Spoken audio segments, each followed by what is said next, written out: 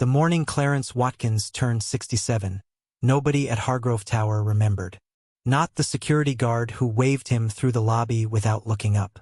Not the office manager who passed him in the corridor with her eyes on her phone. Not the young maintenance supervisor who had been technically Clarence's boss for the past 3 years. A 29-year-old named Derek Holt who communicated almost exclusively through written notes left on the supply room door. Nobody remembered, and Clarence had not expected them to. He had learned a long time ago that a man in gray coveralls carrying a mop bucket was as close to invisible as a human being could get without actually disappearing. He was fine with that, or he had been for a very long time. If you're enjoying this story so far, don't forget to hit the like button and subscribe. Drop a comment telling me where in the world you're watching from. I love hearing from you. He clocked in at 5:47 in the morning, same as always, changed into his uniform in the locker room where the fluorescent light above the third sink had been flickering for 11 months, and collected his cart from the supply closet. The cart was old. Its left front wheel had a hitch in it that made a soft thump-thump sound against the tile floors, a rhythm Clarence had come to think of as the building's heartbeat. He knew every hallway of Hargrove Tower the way a ship's navigator knows a channel by feel, by instinct, by the accumulated knowledge of thousands of crossings. He had worked here for 31 years. 31 years. He had started at 36, the year after his wife Delia had been diagnosed, the year the medical bills had begun arriving in envelopes that felt heavier than paper had any right to be. The job at Hargrove Tower had been the one that called back. It offered health insurance. That was the whole reason. Health insurance and a steady paycheck and the ability to look Delia in the eye and say, "We are going to be all right, we are going to figure this out." He had said it so many times over the following 4 years that it had become a kind of prayer. A thing he repeated not because he was certain it was true, but because the saying of it made the space between them warmer. Delia had been gone for 27 years now. The health insurance had not been enough in the end, not for what she had. But he had stayed at Hargrove Tower anyway because by the time she was gone, the work had become the shape of his days, and the shape of your days is not a small thing when everything else has been taken. He started on the 14th floor, same as always, and worked his way down. The executive suites were on 14 and 15, all glass and pale wood and the particular smell of expensive leather furniture. Clarence cleaned them with the same thoroughness he brought to everything else, though he had long since stopped being awed by the offices themselves. What interested him, what had always interested him, was what people left behind at the end of the day. The coffee cup left next to the wastebasket instead of inside it, an inch from success. The photograph turned face down on a desk that spoke of something difficult. The notepad with a single word written and crossed out and written again. People told you everything about themselves when they thought no one was watching. Clarence had been watching for 31 years. On the 12th floor, he passed the large window at the end of the east corridor and paused, as he always did, to look out at the courtyard below. It was still dark at this hour, but the courtyard lights were on, warm amber pools against the November pavement, and at the center of the courtyard, lit from below by a landscape fixture that had been installed specifically to illuminate it, stood the tree. It was a red oak. Clarence had looked it up years ago at the public library. This was before the internet made such things easy, when you had to actually go somewhere and ask someone to help you find the answer. A red oak, Quercus rubra, native to the eastern United States, capable of living for 200 years or more under the right conditions. This one was not under the right conditions. It had been planted in a concrete courtyard surrounded by glass and steel, getting approximately 4 hours of direct sunlight on a good day, its roots constrained by the paving stones that surrounded it in a perfect square. It had been struggling since the day Clarence arrived. He had noticed it his first week on the job. A sapling then, maybe 6 feet tall, its leaves already yellowing at the edges despite being planted in spring. The courtyard was meant to be a selling point for the building, a touch of nature in the heart of the financial district, and the sapling had been part of that vision, installed with great ceremony and then largely forgotten, the way such things often are. By the time autumn came that first year, Clarence was genuinely worried it would not survive the winter. So he started watering it. This was not his job. The landscaping contract was handled by an outside company, a rotating cast of workers who came twice a month to blow leaves and trim the hedges and replace the seasonal plantings in the beds along the building's entrance. The courtyard tree was technically their responsibility, and technically they were supposed to check the soil moisture and water as needed. In practice, they almost never did. The visits were too brief, the tree too easy to overlook, tucked away in a courtyard that most of the building's occupants passed through only when cutting between streets. Clarence started carrying extra water in his cart. A large plastic jug, refilled at the utility sink on the basement level, lugged up in the service elevator and across the courtyard every morning before the building filled with people. He learned to check the soil with 2 fingers the way a book he found had described pushing down an inch to see if it was dry beneath the surface. He learned that the tree needed more water in the summer and less in the winter, but never none, not even in January when the ground was cold and the instinct was to assume everything dormant was taking care of itself. He did not tell anyone he was doing this. It simply did not occur to him that it required announcing.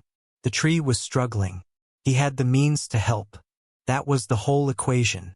In the second year, something happened that Clarence had not expected. The tree began to come back. The yellowing at the leaf edges stopped. The branches, which had been thin and tentative, began to thicken. By the third autumn, the red oak was turning the deep, extraordinary crimson that gives the species its name, and Clarence, coming through the courtyard one October morning with his water jug, had stopped and stood still for a long moment just looking at it. He was not a man given to dramatic emotion, but he had felt something move through him that morning that he did not have a precise word for.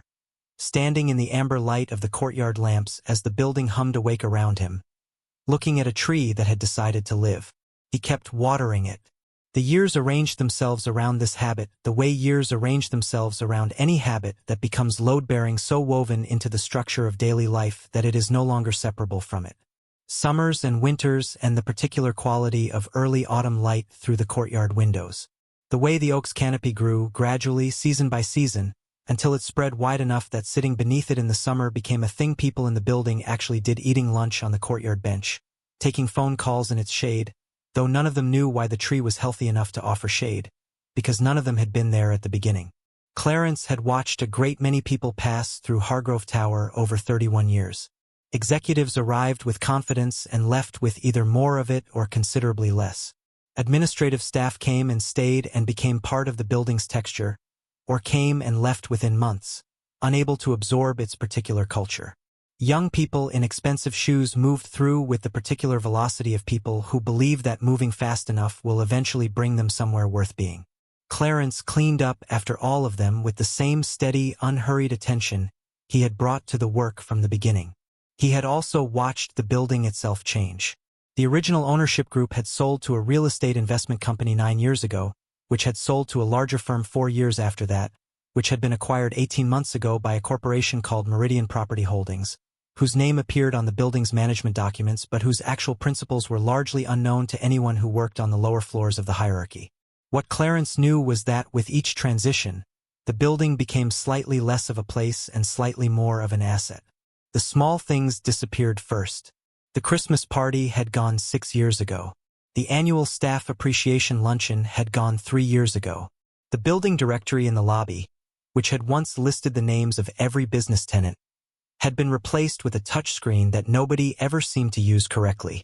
Derek Holt had arrived with the most recent ownership change, transferred from another property in the Meridian portfolio with the title of facilities supervisor and the manner of someone who had been told that efficiency was the primary virtue, and had taken this to heart with the unreflective completeness of a person who had not yet accumulated enough experience to know what was lost when you optimize too hard.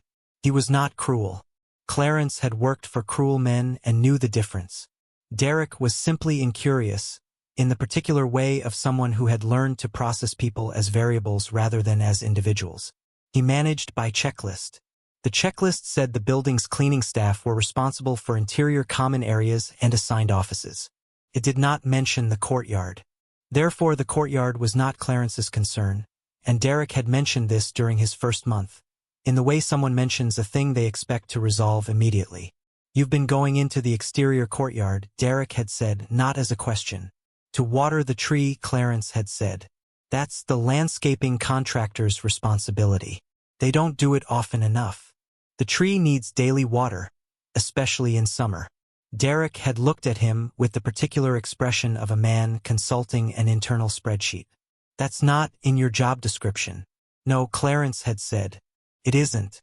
Derek had left a note on the supply room door after that conversation. Maintenance staff are reminded that responsibilities are limited to interior spaces as defined in the facilities agreement.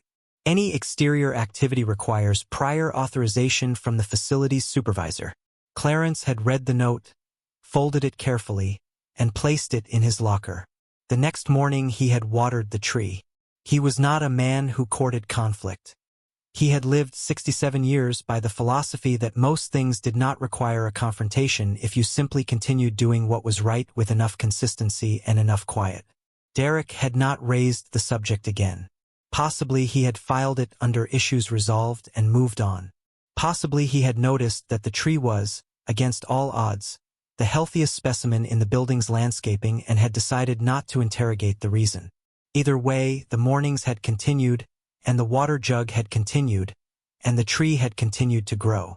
On his 67th birthday, Clarence finished his shift at 2 in the afternoon, returned his cart to the supply closet, changed out of his uniform, and sat for a moment in the locker room.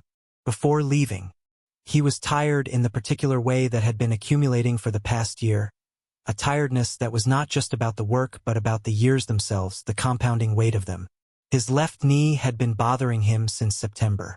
His doctor had mentioned, with the careful neutrality of someone delivering news they know will be complicated, that the arthritis was progressing. There were options, the doctor had said. They could discuss them. What Clarence had heard beneath the clinical language was the thing he had been sensing for a while now.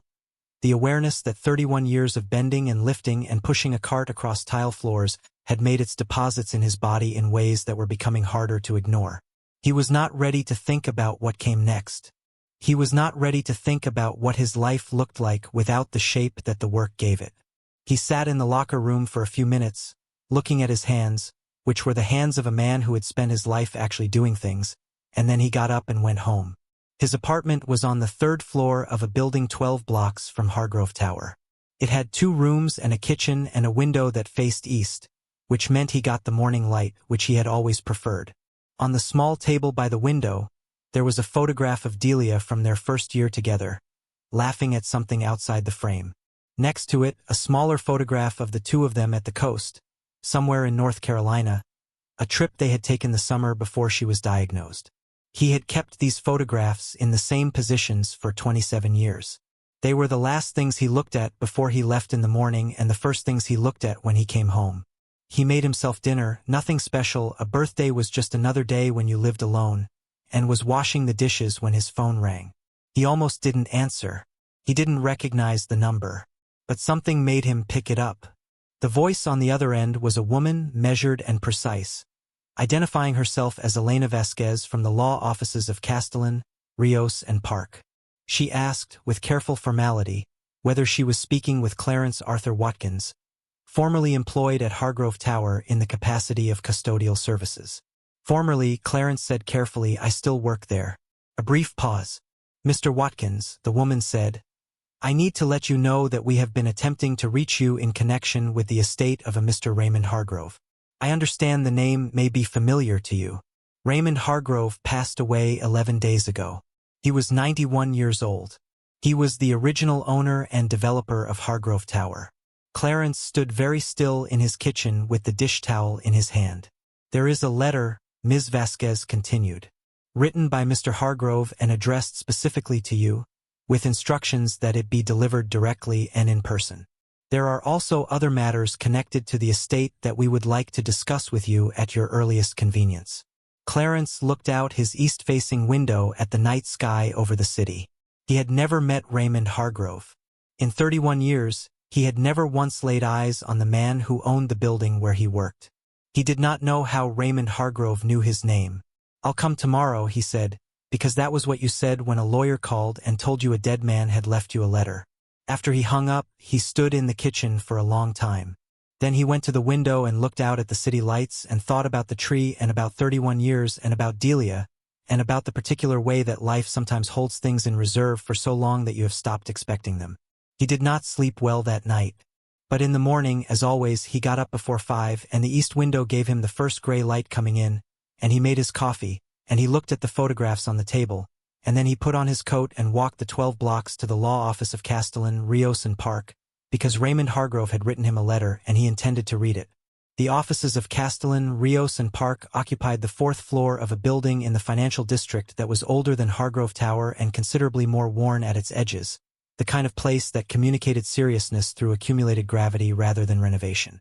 The reception area had dark wood paneling and framed photographs of city skylines from decades past, and the woman at the front desk had the practiced efficiency of someone who had been answering phones in this office for long enough to have outlasted several attorneys. Elena Vasquez was younger than her phone voice had suggested, maybe 40, with the composed precision of someone who had learned that clarity was kindness in a profession where vagueness caused grief. She met Clarence in the reception area and walked him back to a conference room where a single manila envelope sat on the table between 2 chairs. She explained the basics first. Raymond Hargrove had been the original developer of Hargrove Tower, had owned and operated the building for 37 years before selling to the first investment company 9 years ago. He had retained a small office on the building's top floor even after the sale, a condition he had insisted on in the sale agreement, a point of personal significance that the buyers had ultimately accepted because the price he offered was too good to refuse. He had used the office infrequently in his later years, but he had visited the building regularly through his 80s, coming by car with a driver, spending a few hours reviewing papers, and leaving without fanfare. He had been 91 when he died. He had outlived 2 of his own children. His estate was being managed by his granddaughter, a woman named Catherine Hargrove, who would be joining them shortly. And the letter, Clarence said. Elena Vasquez slid the manila envelope across the table. The letter was written by hand on personal stationery, in handwriting that had the slight tremor of great age but remained legible throughout, the careful penmanship of a man who had been taught that the legibility of a letter was a form of respect to its reader. It was dated 8 months ago. Clarence held it with both hands. "Dear Mr. Watkins," it began, and Clarence realized this was the first time anyone at Hargrove Tower, in 31 years, had ever addressed him as Mr. Anything. He read it slowly because the handwriting required care, and because something in him knew before he had read more than a few lines, that this was the kind of letter you did not rush. "I expect you do not know who I am. I expect no one in that building has ever thought to tell you. My name is Raymond Hargrove. I built that building in 1979. I sold it 9 years ago for reasons that seemed sensible at the time, though I have had occasion since then to question some of the things that seem sensible to a man in his 80s managing an estate of some complexity. I am writing to you about the tree in the east courtyard." Clarence set the letter down for a moment. He picked it up again. "I first became aware of you approximately 27 years ago. I was in my office on the top floor on an early morning in November, earlier than I usually arrived, and I happened to look out the window that faces the courtyard. You were below, in your work clothes, pouring water around the base of the young oak that had been planted that spring. It was not yet 6 in the morning. The courtyard was empty and unlit except for the path lights. You did not know anyone was watching. You poured the water with the same attention you might give a thing you loved. Then you straightened up, looked at the tree for a moment in the way a person looks at something they are genuinely concerned about, picked up your jug and went back inside. I watched you do this many times over the years that followed. Not every day. My visits were not that frequent, but enough times that I came to understand that what you were doing was not an occasional gesture. It was a consistent, private devotion to something that could not thank you for it and from which you stood to gain nothing. I want you to know that I asked about you. I learned your name from the building's employment records. I learned that you had been there from nearly the beginning, that your record was without incident, that the building's management over the years had found nothing to say about you except that you did your work well and quietly. I also learned, some years later, about your wife. I was sorry to read about that. Losing someone you love to a long illness, while continuing to show up every day and do the work that is not a small thing, Mr. Watkins. I want you to know I understood that, even from a distance. I am 90 years old as I write this letter. I am in reasonable health for a man of my age, which means I am aware in ways I was not at 50 that time is a finite resource and that the things left unsaid have a weight that increases the longer they are carried. The tree in the courtyard is now 44 years old. It has a canopy spread of 31 feet. I have had it assessed by an arborist who told me it is one of the finest urban specimens he has encountered, thriving in conditions that should have killed it. The arborist attributed this to excellent ongoing care.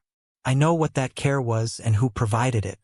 I am writing to you, Mr. Watkins, because I believe that people who do the right thing, quietly and without expectation of reward, over the course of decades, deserve to be seen. I have seen you. I should have said so sooner. I regret that I did not. There are some practical matters that my granddaughter Catherine will explain. I hope you will hear them out before deciding anything. With genuine respect and a debt I have carried longer than I ever acknowledged. Raymond Hargrove. If you're hooked on this story, make sure to subscribe and turn on notifications so you never miss an upload. Your support means everything and helps me bring you more emotional stories like this one. Clarence sat in the conference room with the letter in his hands for a long time. Elena Vasquez was quiet. She had learned, in years of this work, that some moments required the professional courtesy of silence. He had watered the tree for 30 years without knowing that anyone had seen him do it. He had done it because the tree needed water, because he had noticed and had the means and had simply continued, the way you continue any habit that has become part of the structure of your days. He had not done it for Raymond Hargrove. He had not done it for anyone. He had done it because it was in front of him and he could. And Raymond Hargrove had watched him from a top-floor window in the early morning dark and had carried that watching for 27 years. The door to the conference room opened. A woman came in who could only be Catherine Hargrove. She had the confident bearing of someone who had grown up in a family where the word no was a negotiating position rather than a final answer. But there was something in her eyes that complicated the surface impression. She was perhaps 45, dark-haired, wearing the kind of clothes that were expensive without advertising it, and she looked at Clarence the way someone looks at a person they have been thinking about for a while and have been curious to meet. "Mr. Watkins," she said, and extended her hand. "I'm Catherine Hargrove. I'm sorry for the circumstances of this meeting. I'm very glad you came."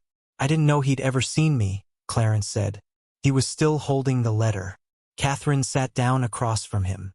"He watched you for the first time when he was 63 years old," she said. "He told me about you when I was a teenager. I must have heard the story of the tree a dozen times growing up." She paused. "He called you the most honest person he'd ever seen." She looked at the letter in his hands. "He meant that. My grandfather did not say things he didn't mean. Why didn't he ever say anything? Why didn't he ever come down and he worried it would change things?" Catherine's voice was steady and unsentimentalized. "He worried that if you knew he'd seen you, you might feel obligated or watched, or that the purity of it, the fact that you were doing it for no reason except that it needed to be done, would be complicated by acknowledgement." She paused. "He was probably overthinking it. He had a tendency to do that with things that mattered most to him. So he watched for 30 years and said nothing. He watched and he thought about what to do about it for 30 years. She folded her hands on the table with the precision of someone who has been preparing for a difficult conversation. "And then he got sick and he realized he was running out of time to do anything at all, and he wrote you that letter." Clarence looked at the letter again. He understood, in the particular bone-deep way of a person who has lived long enough to recognize the arc of things, what had happened here. A man had seen him. A man had watched a quiet, private act of care repeated across decades, had recognized it for what it was, and had spent 30 years trying to figure out how to honor it without diminishing it. And then the man had run out of time. He had been seen. After 31 years, he had been seen. "What are the other matters?" he said quietly. "That the letter mentions." Elena Vasquez opened a folder. Catherine Hargrove leaned forward slightly, and something in her expression told Clarence that whatever was in that folder was going to change the shape of his days in ways he had not yet had the chance to anticipate.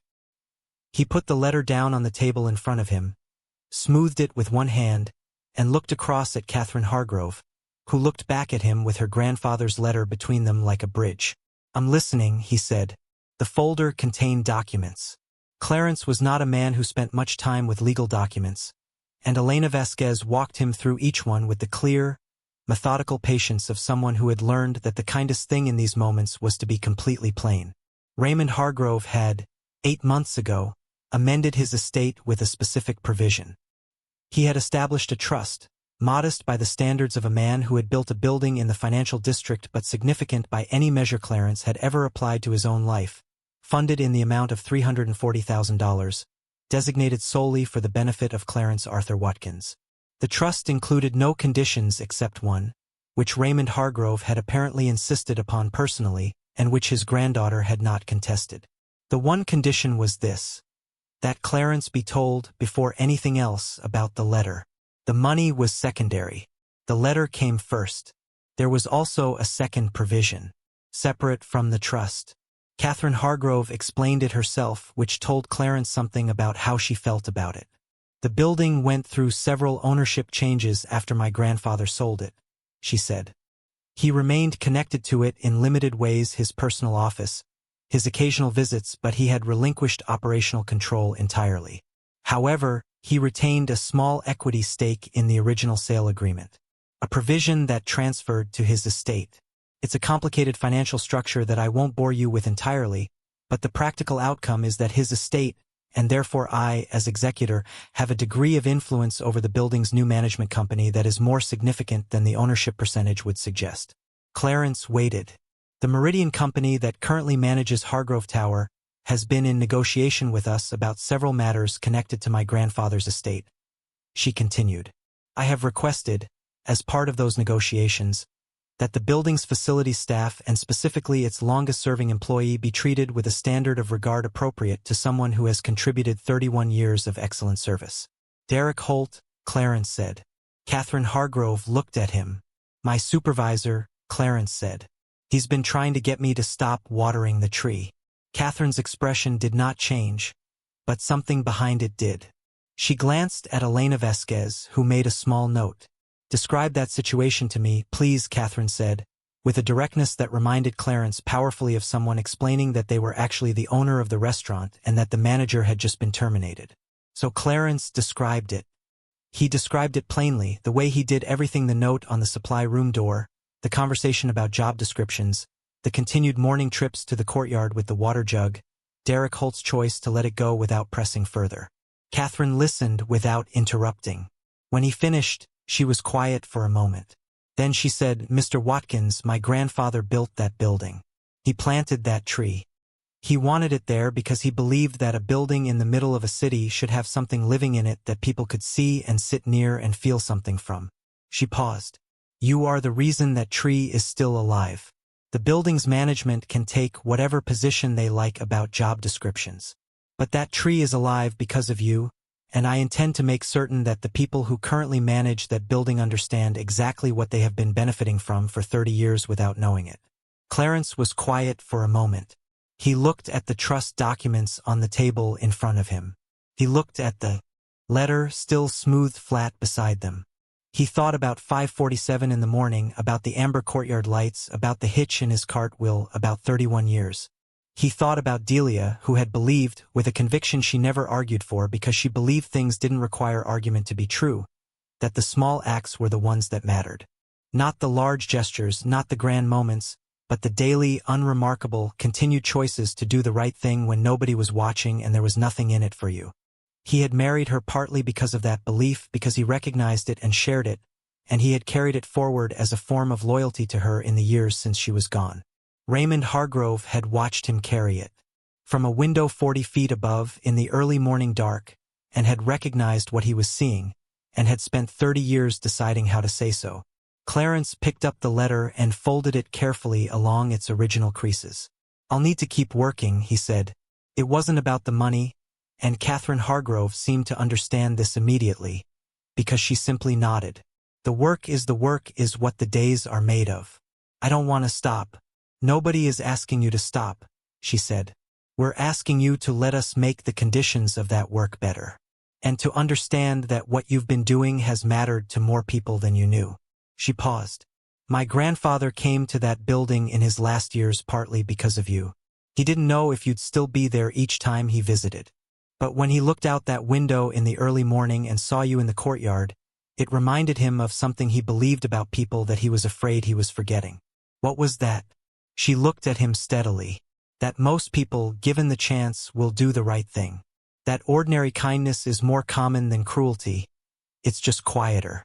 He watched you for 30 years and never stopped believing that. Clarence sat with that for a long moment. The conference room was quiet. Outside, the city was doing what cities do: noise and motion and the particular indifference of large systems to small moments. But small moments were, Clarence had come to understand, the only moments there actually were. Everything else was just the space between them. He had a letter from a man he had never met, who had spent 30 years watching him water a tree and believing in people because of it. He put the letter in the inside pocket of his coat, where it fit precisely, as if the pocket had been waiting for it.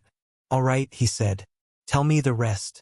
The rest, as Catherine Hargrove laid it out over the following hour, was more complicated than Clarence had anticipated. And he was a man who had spent 31 years learning that things were almost always more complicated than they first appeared. Raymond Hargrove had not been a simple man. He had been a builder in the old sense of the word, someone who believed that what you put up in the world was a statement about what you valued, and who had therefore valued his buildings with a seriousness that went beyond the financial. Hargrove Tower had been his first significant project and, in many ways, his most personally meaningful.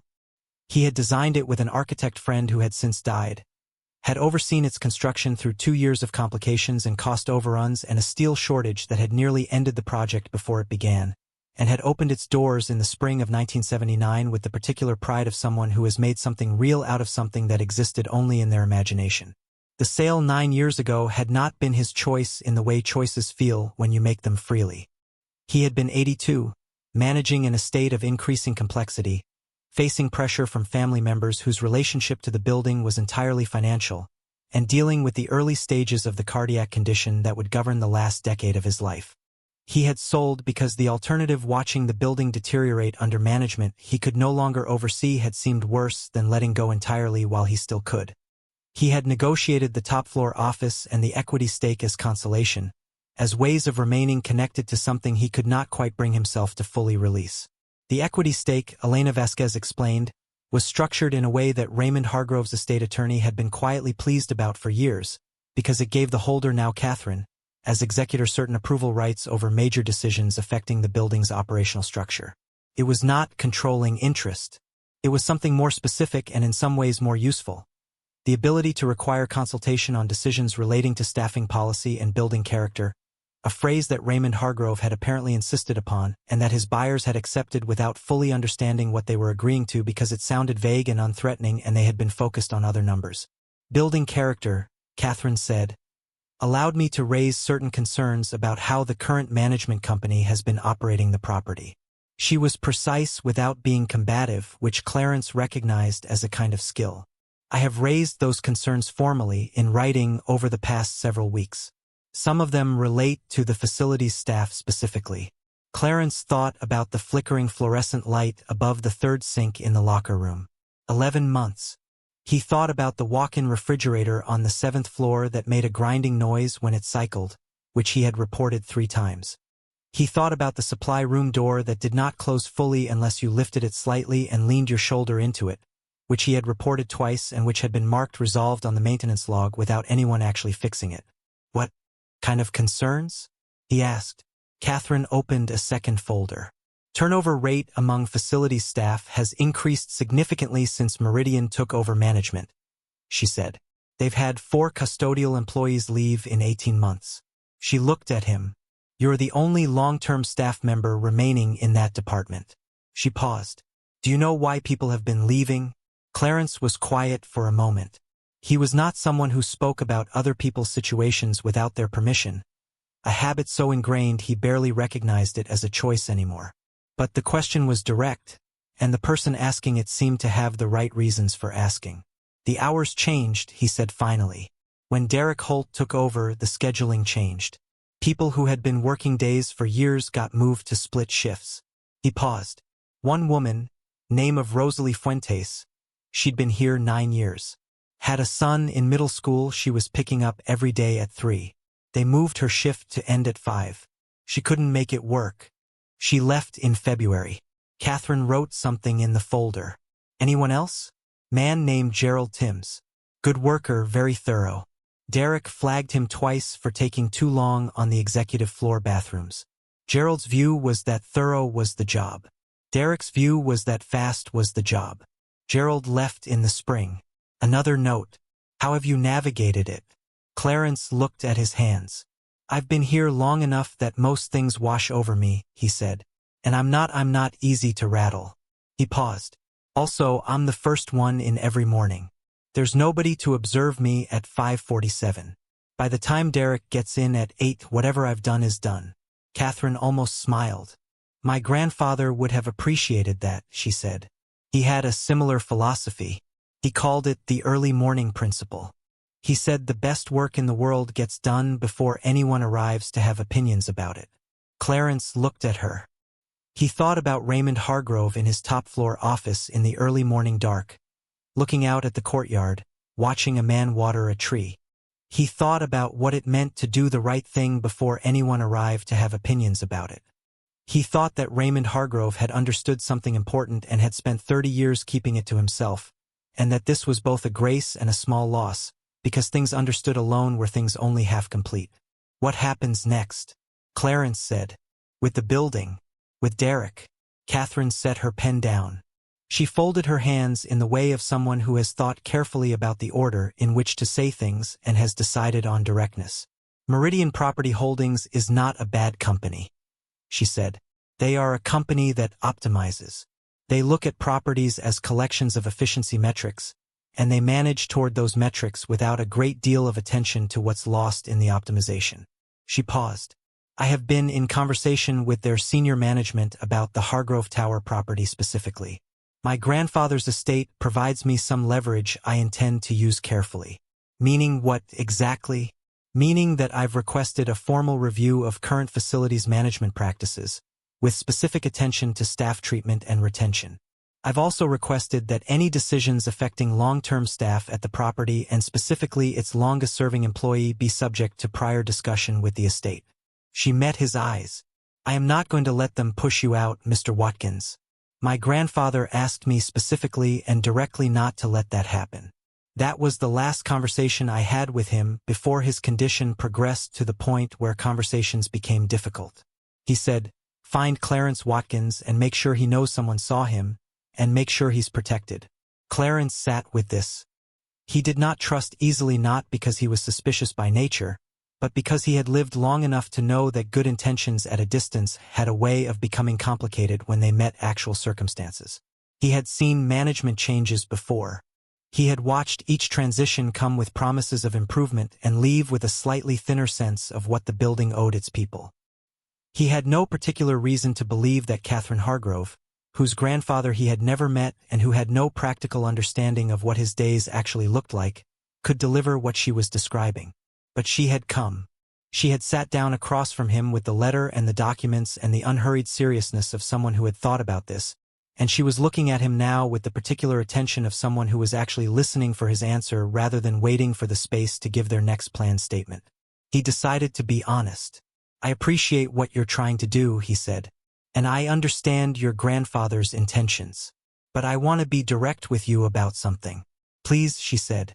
31 years of this work have taught me that people who have authority over a building generally use it the way it's convenient for them to use it. His voice was even and without bitterness, the tone of someone reporting observable facts. Your grandfather's equity stake is a real thing, and I don't doubt you mean what you're saying. But Derek Holt is going to walk into that building tomorrow morning. He's going to see the same fluorescent light flickering above the third sink. He's going to check his maintenance log and see 3 open reports I've filed. And if you go to Meridian's senior management with concerns about how they treat their facilities staff, what's most likely to happen in my experience is that the pressure rolls downhill. Catherine listened to all of this without interrupting. When he finished, she was quiet for a moment. You're right that pressure rolls downhill, she said. You're also right that I can't control everything that happens in that building from a distance. She paused. But I'm not proposing to manage the building from a distance. I'm proposing to be present in it. Clarence looked at her. My grandfather had an office on the top floor of Hargrove Tower, she said. The sale agreement that transferred his equity stake also transferred the office arrangement to his estate in perpetuity. It was his one non-negotiable condition. She let this land. That office is now mine to use as I see fit. I intend to begin using it. Clarence was quiet. I run a property development firm, she continued. Smaller than Hargrove was in his prime but growing. I've been working from lease space across town that I've been meaning to leave for 2 years. She looked at him steadily. Hargrove Tower has a top-floor office that is legally available to me. It also has a man on the custodial staff who has been the quiet backbone of that building for 31 years and who deserves to have someone in the building with actual authority who knows who he is. You're going to move your office there. Next week. She said it the way you say a thing you've already decided. I want to see how the building actually operates. I want to know what needs fixing that never got fixed. I want to meet the staff, all of them, and understand what's been happening since Meridian took over. She paused. And I want to sit in my grandfather's office and look out at the courtyard and see what he saw every morning when he came in early. Clarence thought about Raymond Hargrove at 63, looking out a window in November dark, watching a man he did not know pour water around the base of a struggling tree.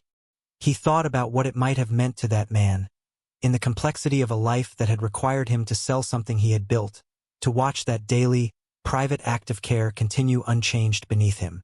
He thought about what it would mean for someone to be in that building who actually paid attention. He said, "The fluorescent light above the third sink in the locker room has been flickering for 11 months. I'll have it fixed before the end of the week," Catherine said. "The door that doesn't close on the supply room. You have to lift it and lean your shoulder in. I'll have a technician look at it Monday." There's a woman named Rosalie Fuentes who left in February after 9 years because the schedule change made it impossible to pick up her son from school. She was good at this work, thorough and careful, and she knew where every supply was kept better than anyone. Catherine wrote down the name. "I'll reach out to her." Clarence looked at the letter in his coat pocket, the corner of it just visible above the pocket's edge. He thought about Raymond Hargrove saying, "Find Clarence Watkins and make sure he knows someone saw him." He thought about how strange it was to be seen, after 31 years, and how strange it was that being seen felt not like exposure but like relief. "All right," he said again, for the second time that morning. "What do you need from me?" "What I need," Catherine said, "is exactly what you've been doing. Come in at 5:47. Water the tree. Do the work the way you've always done it." She paused. "Just know that when you walk into that building tomorrow, there's going to be someone in it who knows what you've been doing and why it matters." Clarence stood up. He was 67 years old, and his left knee was complaining from the walk to the office and the sitting in the conference room chair and the particular kind of tension that comes from holding important things carefully. He was tired in a way that had nothing to do with the hour. He extended his hand across the table. Catherine Hargrove shook it. Her grip was firm and unperforming, the grip of someone accustomed to handshakes that meant something. He thought that Raymond Hargrove had probably had the same handshake, and that this was the kind of thing that passes through families not by instruction but by example, and that this too was a form of inheritance. He walked out of the law office of Castellan, Rios and Park into the mid-morning city and stood on the sidewalk for a moment with his coat collar turned up against the November air.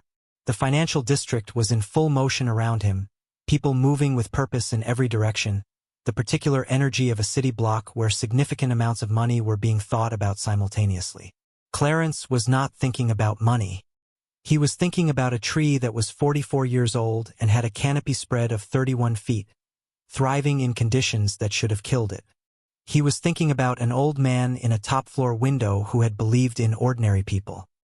He walked home through the financial district with his hands in his pockets and the letter pressed against his ribs, and he was not invisible, though he looked exactly the same as he had looked every other day for 31 years.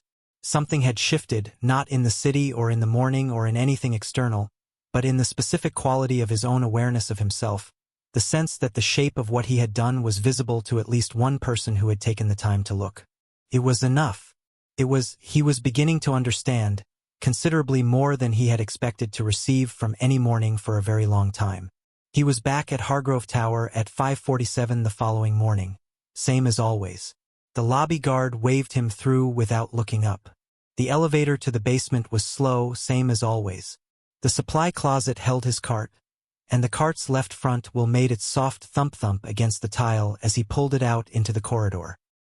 He filled the water jug at the utility sink and took it up in the service elevator, crossed the courtyard in the amber lamplight, and poured the water carefully around the base of the oak tree, pushing his fingers into the soil to check the moisture the way the library book had taught him 44 years ago. The tree was fine. The tree had been for decades considerably better than fine. He stood for a moment in the courtyard looking up at it. The November branches were bare now, the last of the crimson leaves having come down in the rain earlier that week. Bare.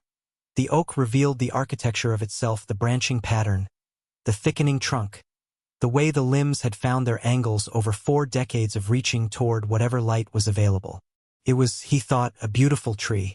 Not beautiful in the way that made you stop mid-sentence and reach for words. Beautiful in the way that honest, enduring things are beautiful, the beauty of something that has done what it was meant to do and has the structure to prove it. He looked up at the top floor of the building. Raymond Hargrove's window. Dark, of course, at this hour. Dark for years, except during the occasional visits. But it occurred to Clarence that next week it would not be dark.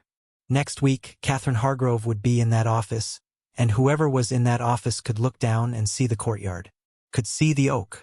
Could see, if they came in early enough, a man in gray coveralls with a water jug. He picked up the jug and went back inside. Derek Holt arrived at 8:03, same as most mornings, and found Clarence replacing the fluorescent tube above the third sink in the locker room. He stopped in the doorway. The maintenance request for that was marked low priority, Derek said. Clarence finished seating the tube and climbed down from the step stool. It's been flickering for 11 months, he said. Low priority seemed like the wrong category. Derek's expression moved through several things in quick succession. He was not, as Clarence had told Catherine, a cruel man. He was a man whose management style was built on the architecture of hierarchy, who had authority, who had to explain themselves to whom what was and was not within whose designated purview. He functioned confidently within that architecture and became uncertain when its lines blurred. Did facilities authorize that repair? He asked. I pulled the tube from supply and replaced it myself, Clarence said. Took 4 minutes. He looked at Derek. I'd have done it 11 months ago if it had gotten fixed then. Derek pressed his lips together. I'll need to document this. Document what you need to, Clarence said, not unkindly. The lights fixed. He pushed his cart out of the locker room before Derek could compose a response. Because he was 67 years old and his knee hurt and he had 7 floors to cover before noon, and he had come to understand, over 31 years, that some conversations ended more productively when you simply continued doing the work and let the doing be the argument. He was on the 9th floor, wiping down the window ledges of the open-plan office there, when his phone buzzed. A text from a number he had saved the previous morning, Catherine Hargrove, identified in his contacts simply as C. Hargrove, because he was a man who maintained a certain formality about such things until it felt natural to let it go. The text said, Light in the locker room has been fixed, I see. I have a maintenance person coming Monday for the supply room door. Also, Meridian's VP of Property Management is coming to the building Thursday for a scheduled walkthrough. I'll be there. I'd like to introduce you. Clarence looked at his phone for a moment. Then he put it back in his pocket and continued wiping down the window ledges, because the 9th floor was not going to clean itself. Thursday arrived with the particular crisp brightness of a November morning that has decided to be generous despite the season.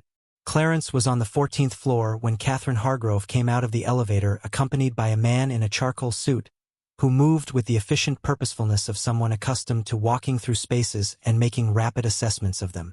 His name was Paul Strand. He was Meridian's VP of Property Management for the Northeast region, which meant he was responsible for 11 buildings across 4 cities and operated at a velocity that did not naturally include pausing to look at anything closely. He had been briefed on Catherine Hargrove's involvement with the Hargrove Tower property and had arrived in the manner of someone prepared to have a professional conversation about operational metrics, which was the kind of conversation he was comfortable having. He had not anticipated Clarence. Catherine brought him to the 14th floor specifically because that was where Clarence was working, and she introduced them with a directness that left no ambiguity about the reason. Paul, this is Clarence Watkins. He's been with this building for 31 years, from the time my grandfather owned and operated it through every ownership transition since. He's the longest-serving employee at this property. She paused. He's also the reason the oak tree in the east courtyard is the finest urban specimen the building's arborist has encountered.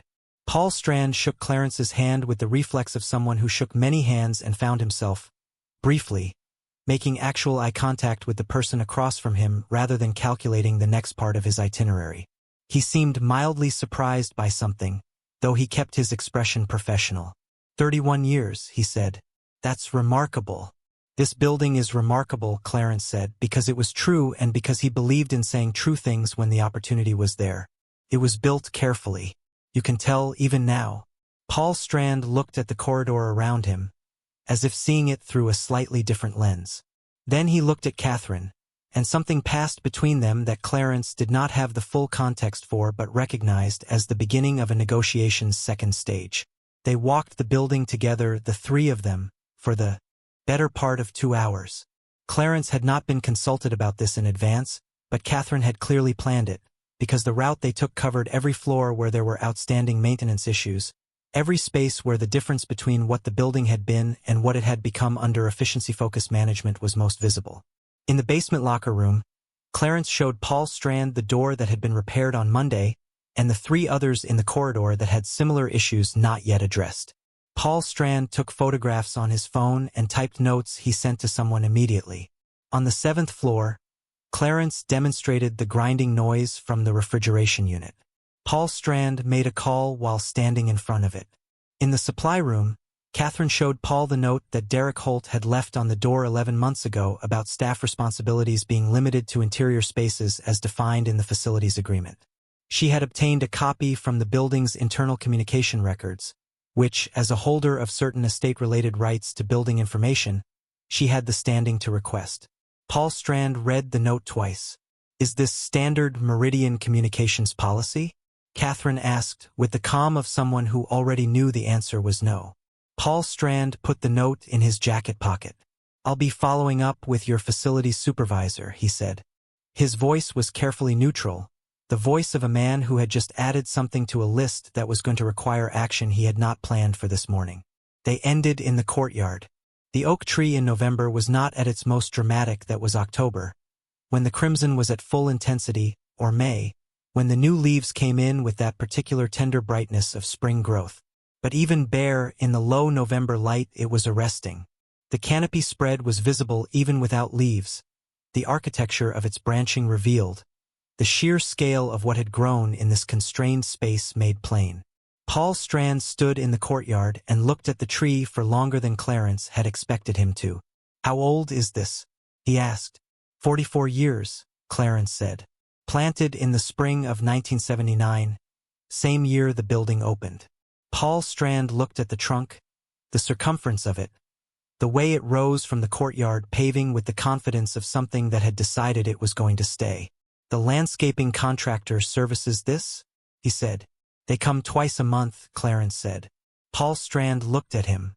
That's not enough water for a specimen this size in summer heat. No, Clarence said. It isn't. A pause. How does it stay healthy? Clarence said nothing. He looked at Catherine. Catherine looked at Paul Strand. Mr. Watkins has been watering this tree every morning for 30 years, she said, with his own water jug. Before his shift officially starts, before anyone else arrives, as a private act of care that has never been part of his job description and for which he has received nothing. She paused. It is the reason this tree is alive. She let that sit in the November air for a moment. My grandfather watched him do it from the top-floor window. He wrote about it in the letter he left Mr. Watkins. He called it the most honest thing he had ever seen a person do. Paul Strand was quiet. He looked at the tree. He looked at Clarence. He had the specific expression of someone encountering a story that is rearranging something in the way they had been thinking about something else.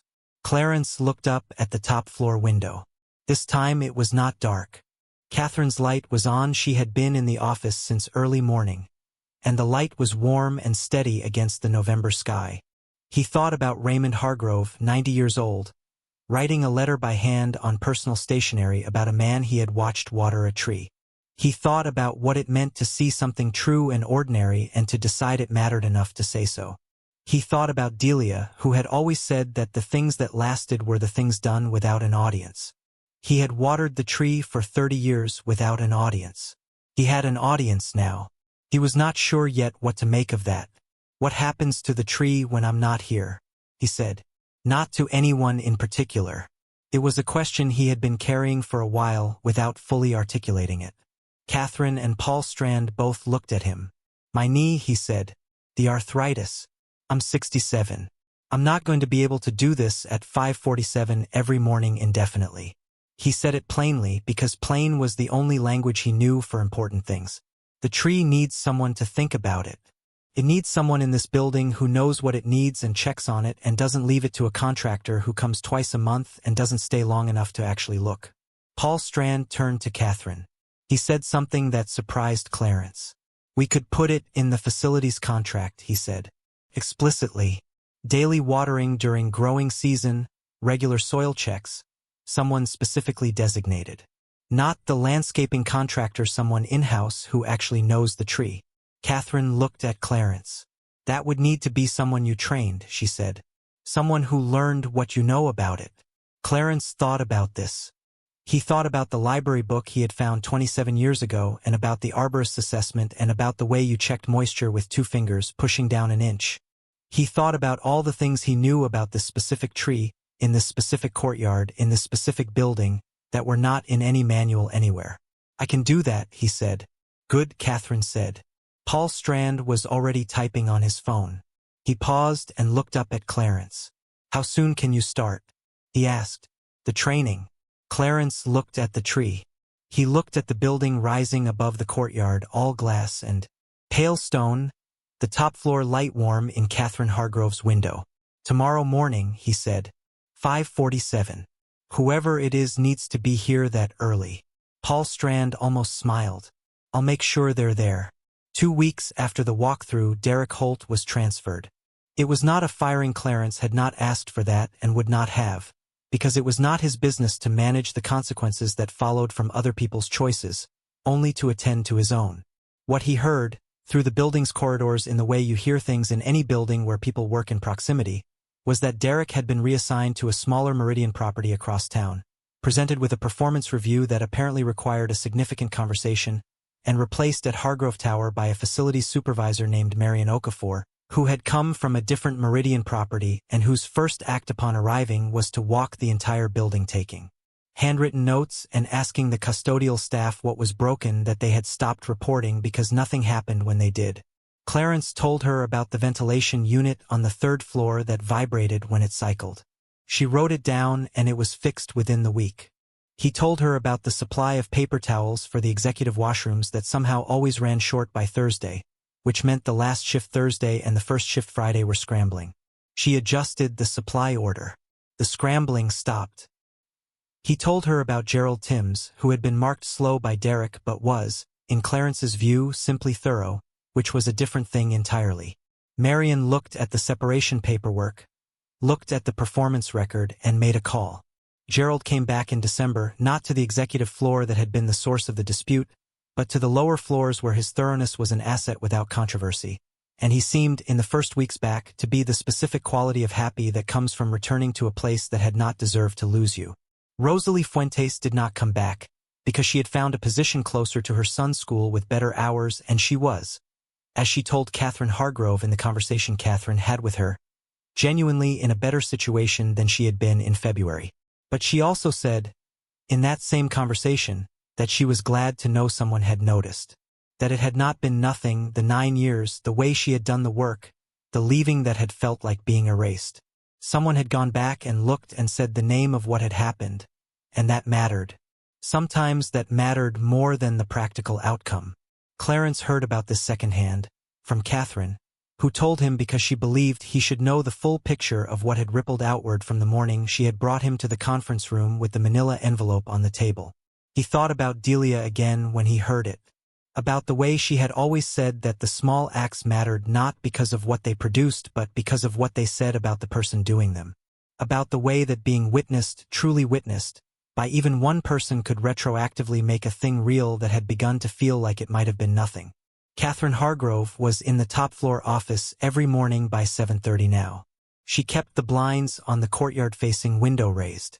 Clarence could see the light from below when he came through the courtyard with his water jug, warm and steady, the way it must have looked from the street on the mornings when Raymond Hargrove had come in early. He did not look up every morning, but some mornings he did, and the light was always there. He had begun training a young man named Will Arenas, one of the newer members of the custodial staff, in the care of the oak tree. Will was 23, from the neighborhood where Clarence had grown up, and had the attentive quality of someone who was still accumulating the particular knowledge that comes from paying close attention to the same things for a long time. He asked good questions. He remembered the answers. Check the moisture like this, Clarence had shown him on the first morning, pushing 2 fingers into the soil beside the tree's base. Not the surface. The surface lies to you. It's what's an inch down that tells the truth. Will had crouched beside him in the courtyard in the early morning dark and pressed his own fingers into the soil, serious and focused in the way of a young person learning something from an older one who knows what they're talking about. Why does it need so much water? Will had asked. The landscaping people come twice a month. Isn't that enough? Look at where it's planted, Clarence had said. Concrete on every side. Roots can't spread the way they would in natural ground. The soil dries out faster and the tree works harder for what it gets. He had looked up at the canopy. It's been compensating for 40 years. Doesn't mean it stops needing help. Will had looked at the tree, at the building, at Clarence. You've been doing this the whole time you've worked here? Most of it, Clarence had said. Will was quiet for a moment. Then, how'd you know it would work? How'd you know the tree wouldn't just die anyway? Clarence had thought about this. About the second year when the yellowing stopped. About the third autumn and the crimson that had made him stand still in the lamplight with something moving through him he hadn't had a name for. I didn't, he said.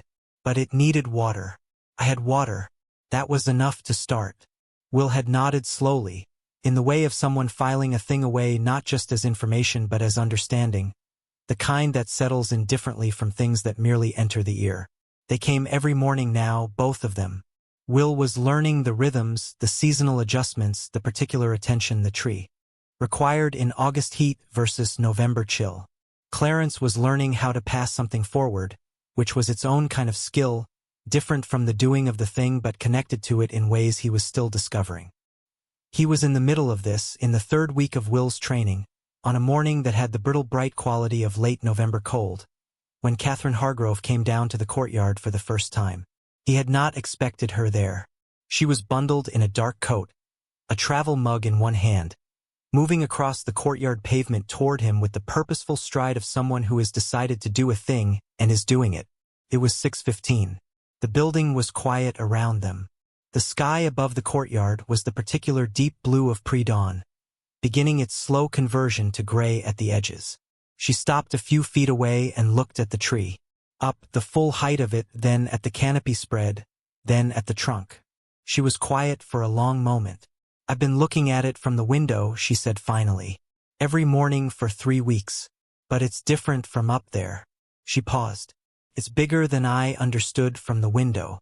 Everything's bigger from down here, Clarence said. She looked at him. Her expression was complicated in the specific way of someone who is feeling something they had expected to feel but had not anticipated the particular shape of. She was holding something careful and real.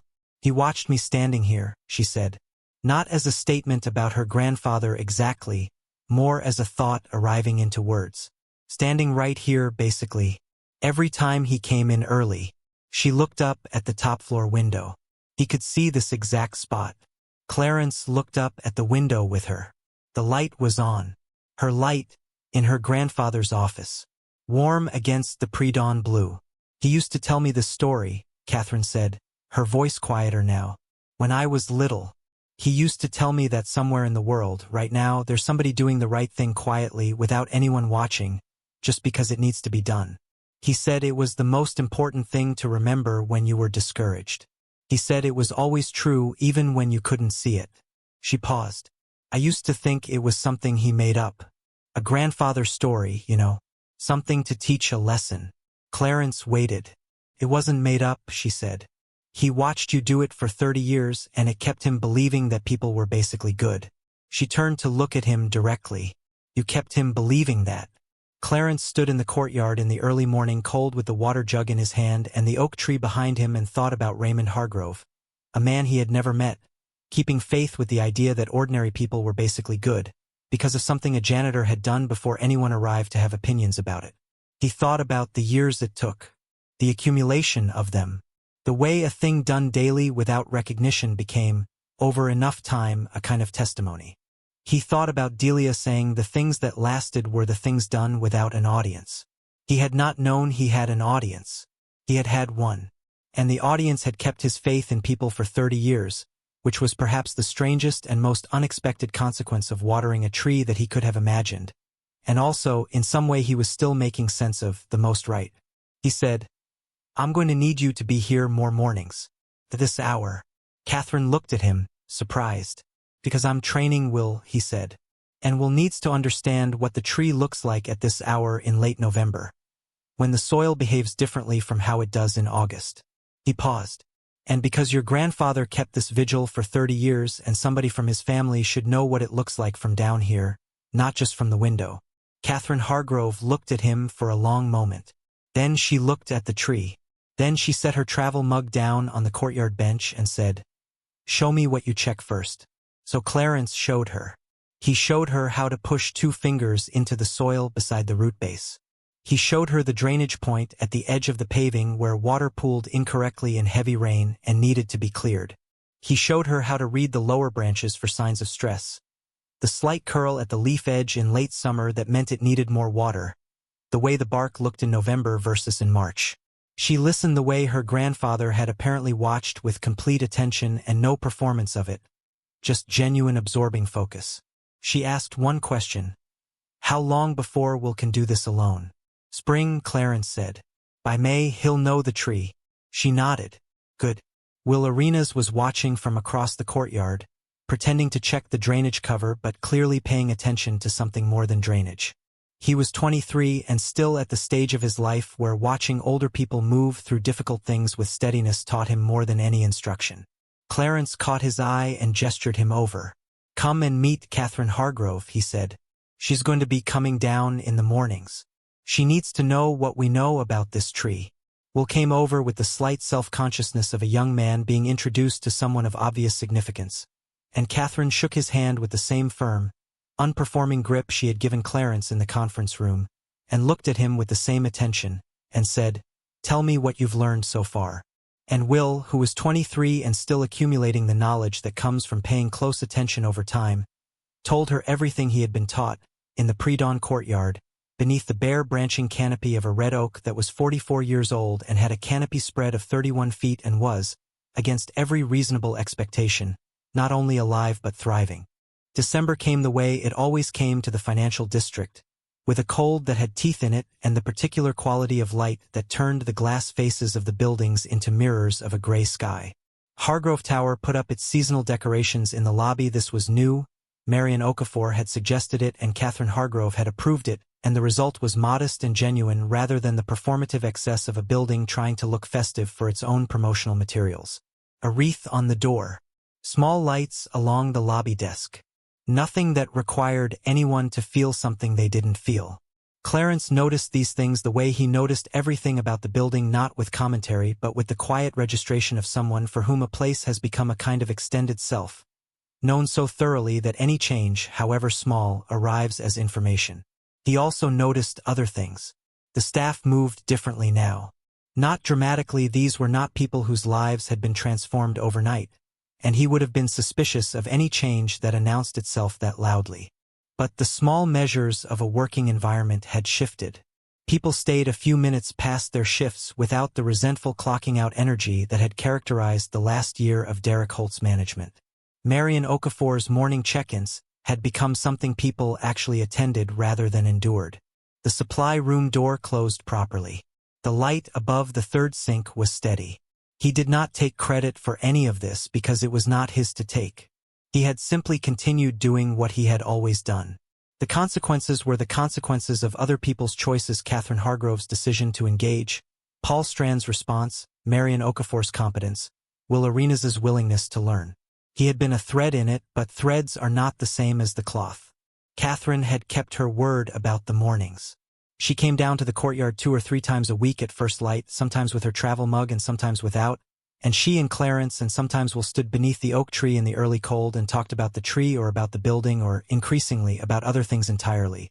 She had her grandfather's quality of genuine curiosity, not the performed interest of someone managing a relationship but the actual desire to know, which was rarer than it appeared and recognizable from a distance by the quality of the questions it generated.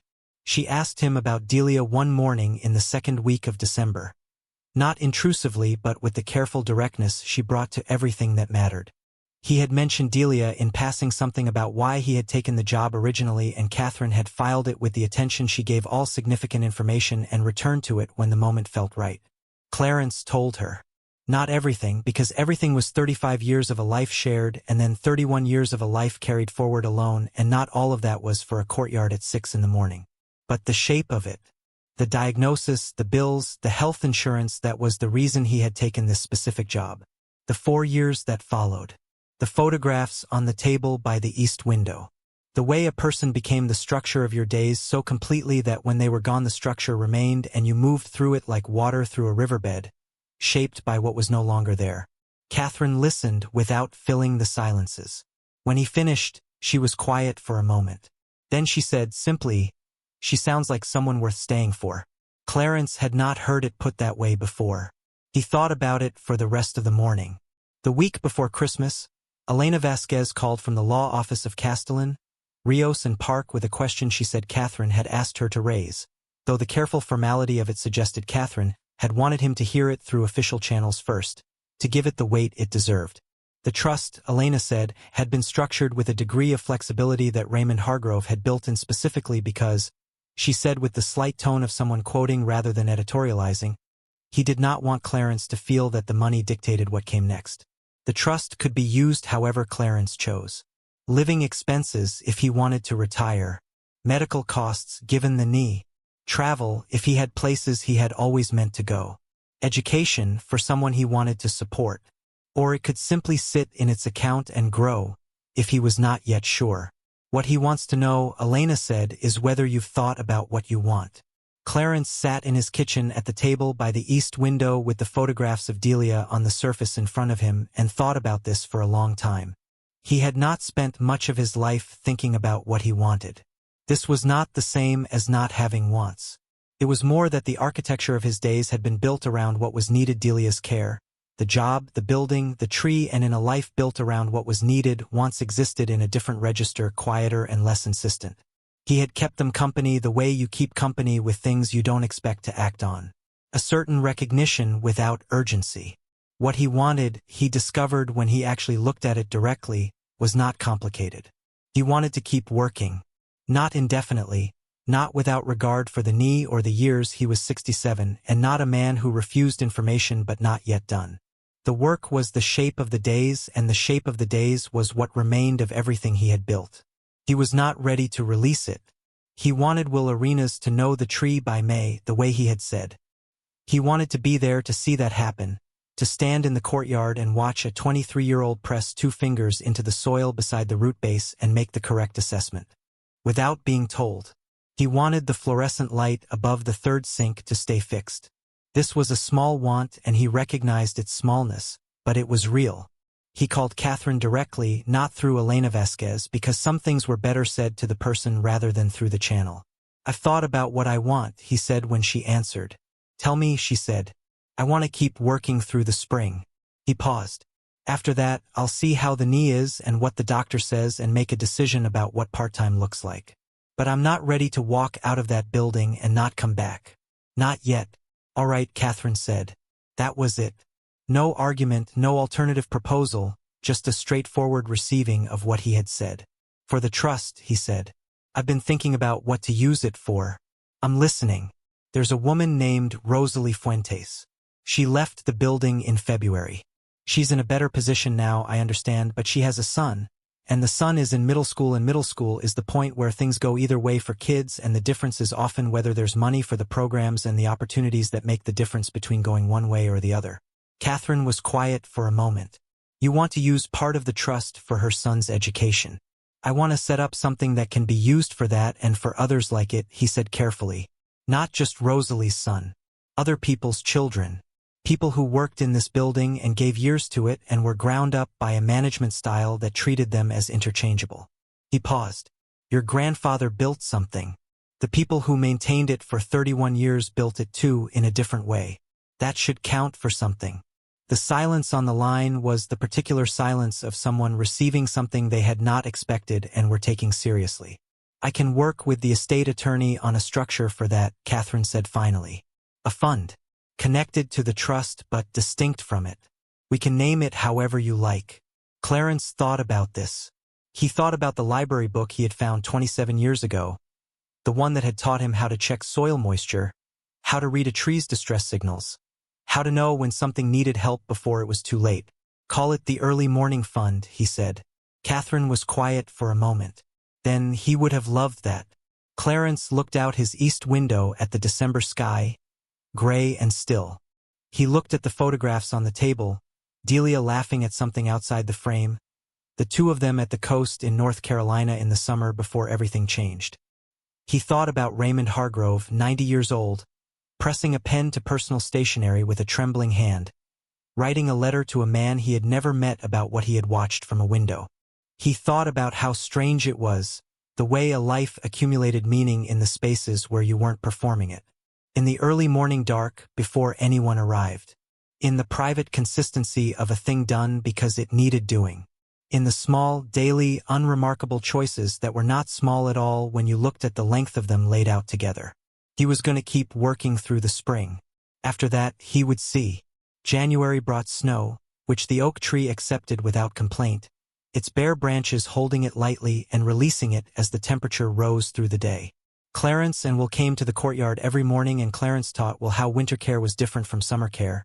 Less water, but never none, and attention to the freeze-thaw cycle that could crack roots if the soil was allowed to dry completely before a deep freeze. Will wrote things down in a small notebook he had started carrying, and the notebook was already half full of observations and questions and occasional small drawings of the tree from different angles, which told Clarence more about the quality of Will's attention than any formal evaluation could have.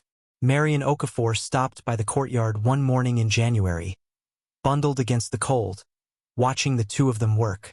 She had the expression of someone connecting information she had gathered separately into a single picture.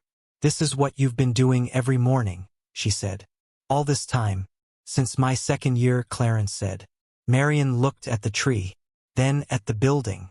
She was a precise woman who had built her management style on the belief that you could not maintain what you did not understand, which made her better at this work than most people in her position. I'm going to put this in the facilities documentation, she said. The tree care protocol. With your name on it as originator. Clarence looked at her. He was not a man who chased recognition, but he understood what she was doing, making the care of the tree a documented, attributed practice rather than an invisible habit that would disappear when he did. Making it a thing the building knew it needed rather than a thing one person had been quietly providing. That's good management, he said. Marian almost smiled. I learned from the documentation of what wasn't done, she said. Someone should have written this down 30 years ago. Someone will write it down now, Clarence said. The spring came slowly, the way springs come when you are paying attention, not as a sudden arrival but as an accumulation of small advances. A degree warmer, a morning when the light came earlier, a first bud on the lower branches of the oak that will spotted on a Tuesday morning and reported with the satisfaction of someone who has been watching for something and has finally seen it.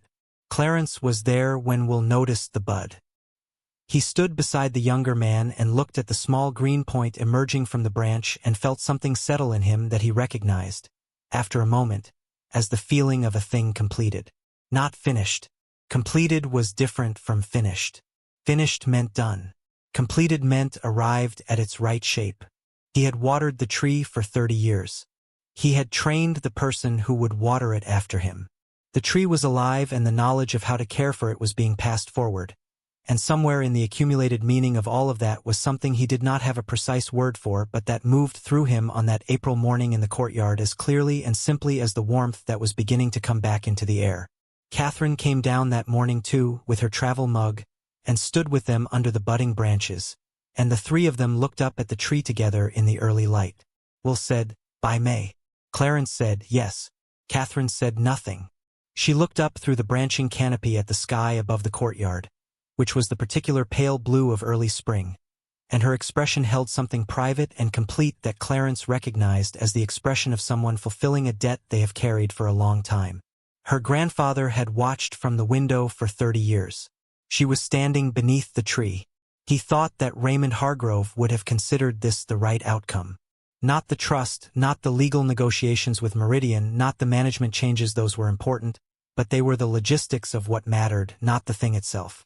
The thing itself was this: a woman standing beneath a tree her grandfather had watched being cared for, understanding from the ground what he had understood from the window. The care made visible. The thread made continuous.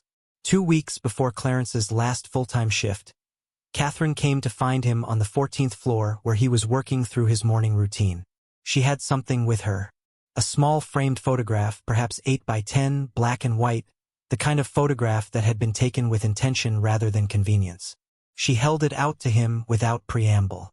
"We found this in my grandfather's office," she said, "when we were going through his personal effects last autumn." Clarence took it. The photograph showed the east courtyard of Hargrove Tower, taken from above, clearly from the top-floor window. It was autumn, you could tell from the leaves still on the oak, deep and dark in the black and white rendering, but unmistakably full and healthy. In the courtyard below, small from the height of the photograph but completely clear, a man in gray coveralls stood beside the base of the tree with a water jug in his hand. He was not looking up. He was looking at the tree, with the focused attention of someone checking on something they care about. His face was not fully visible, turned slightly away, but his posture was entirely legible, unhurried, steady, present. The photograph was dated on the back in Raymond Hargrove's handwriting. October 14th, 19 years ago. Clarence had been 48 years old. He had not known the photograph existed. He had not known anyone was at that window with a camera. He had simply been in the courtyard on an October morning, checking the tree the way he checked it every morning, unaware of being seen. He stood on the 14th floor of Hargrove Tower holding a photograph of himself that an old man had taken from a window 19 years ago and kept in his personal office until he died. He did not say anything for a moment. There was nothing he could have said that would have been adequate, and he was a man who had learned long ago that the honest response to something that moved you was to let it move you without immediately trying to contain it in words. Catherine waited the same way she waited for everything important completely, without filling the space. "He framed it," Clarence said finally. "He framed it," she confirmed. He looked at the photograph for a long time, at the man in the gray coveralls, at the tree, full and healthy in October light, at the angle of the figure, turned toward the tree with the entirety of his attention. He had been seen. He had been seen for 19 years ago in a specific October and carried in a frame on the wall of a man's private office. He had been seen and held, and the seeing had meant something to the man who did it. He thought about what Catherine had told him in the courtyard in November. You kept him believing that people were basically good. And he thought about his mother, whom he had not thought about in a long while, who had told him when he was young that a good life was not a visible life, it was a consistent one. That the measure of a person was not what they did when the room was full, but what they did when it was empty. The room had not been empty. It had had Raymond Hargrove in it. But Clarence had not known that, and so in every meaningful sense, he had acted as though it were. He had acted as though no one was watching because he had believed no one was, and the action had been true precisely because of that belief. He had lived correctly. He had simply not known until now that anyone had noticed. "Can I keep this?" he said. "My grandfather intended you to have it," Catherine said. "It was in the envelope with the letter. We just forgot to include it the first time." She paused. "I'm sorry it took us this long." He looked at the photograph one more time. Then he set it carefully on his cart, leaning against the side where it would not fall, and picked up his mop. He had 4 more floors to cover before noon. His last full shift was on a Friday in May, the morning after Will had correctly diagnosed a mild moisture deficiency in the tree's root zone and adjusted the watering schedule without being told. The moment Clarence had said would come by May, and that had come exactly when he said it would. He stayed until 2, the same as always. He returned his cart to the supply closet, and the cart's left wheel made its soft thump-thump against the tile for the last regular time. though he did not think of it in those terms at the moment, because endings are most true when you let them be ordinary. He changed out of his uniform in the locker room, under the fluorescent light that had been steady for 5 months. He sat for a moment on the bench, the same bench where he had sat on his 67th birthday, looking at his hands. Marion Okafor knocked on the door and came in with the entire facility's staff behind her, which Clarence had not expected, and behind them came Catherine Hargrove with a small cake that had a tree on it, which she had apparently asked the bakery to render in green frosting with considerable care for accuracy, and which was recognizably, if you knew the tree, an oak. Will Arenas stood at the back of the small group with the half-full notebook in his hand, and the expression of someone trying to arrange his face into something appropriate for an occasion that did not have an obvious template. Clarence looked at all of them. He did not make a speech because he was not a speech-making man. He said thank you to Marion and shook hands with Gerald Timms and accepted the piece of cake Catherine cut for him and stood in the locker room under the steady fluorescent light with the people of Hargrove Tower around him and felt, quietly and completely, that he had done right by the shape of his days. He came back on Tuesday and Thursday mornings through the summer, not to work but to be present for Will, to answer questions and walk the courtyard and look at the tree and watch a 23-year-old become, by degrees, the person who knew the tree the way Clarence knew it. The knowledge was transferring. The thread was holding. On a Thursday morning in August, he stood in the courtyard in the early light and watched Will complete the full morning care routine without guidance: the moisture check, the inspection of the lower branches, the assessment of the drainage point, the adjustment of the watering based on what he found. Will worked with the focused, quiet efficiency of someone who has internalized a practice so thoroughly that it no longer requires thought, only attention. He finished and stood back and looked at the tree the way Clarence had always looked at it, the full taking in of it, the recognition of what you are responsible for. Good, Clarence said. Will looked at him. He said, "Did you ever think it would get this big?" Clarence looked up at the canopy, the full August spread of it, 31 feet wide, the leaves dense and deeply green, the branches moving slightly in the early morning air. He thought about the sapling in the spring of his first year, 6 feet tall with yellowing edges. He thought about what it had become. "I hoped it would," he said, "but I didn't water it because I was sure." He paused. "I watered it because it needed water and I was the one standing there." Will was quiet for a moment. Then he pressed 2 fingers into the soil beside the root base, checked the moisture and reached for the jug. Clarence watched him for a moment. Then he looked up at the top floor window, where Catherine's light was already on, warm and steady in the early morning blue. He thought about Raymond Hargrove looking out the same window at 6 in the morning on an October day 19 years ago with a camera in his hand, deciding to hold on to what he was seeing. He thought about Delia, who had believed that the things that lasted were the things done without an audience. He had not known he had an audience. He had been seen anyway, and what the seeing had produced: the letter, the trust, the early morning fund, the restored locker room light, Gerald Timms back at work, Marion Okafor's notebook full of things that would finally get fixed, Will Arenas pressing 2 careful fingers into the soil of a 44-year-old oak tree on an August morning. None of it had been the reason for any of it. None of it had been the point. The point had been the tree. The point had been showing up quietly before anyone arrived and doing what was needed because it was needed, and then going inside and doing the work and coming back tomorrow and the day after and the 30 years of days after that, each one ordinary and each one in its ordinariness exactly right.